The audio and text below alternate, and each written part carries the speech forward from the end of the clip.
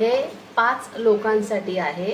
हा जो बिशीबाळी अन्न 5 लोकांसाठी तो पुरणारा या प्रमाणात मी सगळे मसाले घालत आहे. 2 काकडी, 2 टोमॅटो, 2 चमचे आपला काळा जो घरातला मसाला दाखव कसं. अच्छा, काळा मसाला असतो तो घातलाय. आता मीठ घालायचे.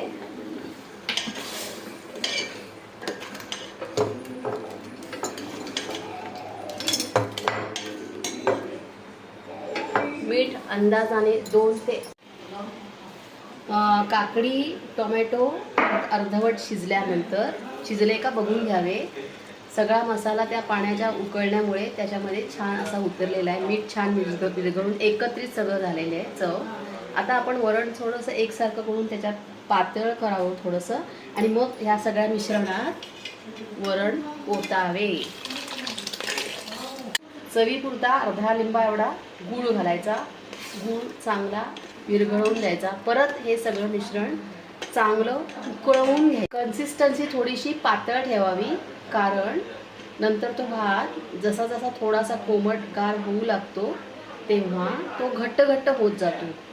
त्याच्यासाठी कन्सिस्टन्सी पातळ ठेवावी. असं आपल्याला आत्ता पातळ जरी वाटत असलं तरी पण ते नंतर थोडंसं चवीपुरतं लाल तिखट घालायचं. कन्सिस्टन्सी आता हळूहळू कशी घट्ट होतीये ते बघायचं. कन्सिस्टन्सी आता घट्ट होत आली आहे बघा. वरण आणि पाणी भात असा शिजवून घ्यावा आणि तो असा मोकळा करावा. भात हा फार चिकट असू नये. थोडा भात असा त्याच्यामध्ये घालावा.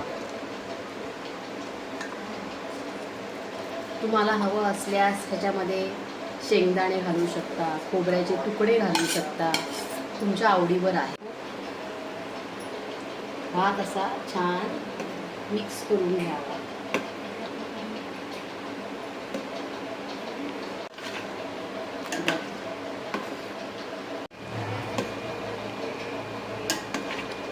अशी ठेवावी, घट्ट असू नये.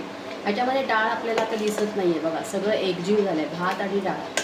आणि हा भात गरम गरम खावा म्हणून ह्याला बिशीबाळी अन्न म्हणतात. कन्नडमध्ये बिशी म्हणजे गरम, गरम अन्ना म्हणजे बिशी बेळी विथ डाळ भात, पण तो अगदी गरम गरम खावा म्हणून बिशीबाळी अन्ना. झाल्यानंतर झाकून ठेवावा आणि तो एक 15 ते 20 मिनिटं छान गरम गरम राहतो आणि मग लगेच खायला घाला तुपाबरोबर, कोशिंबिरीबरोबर.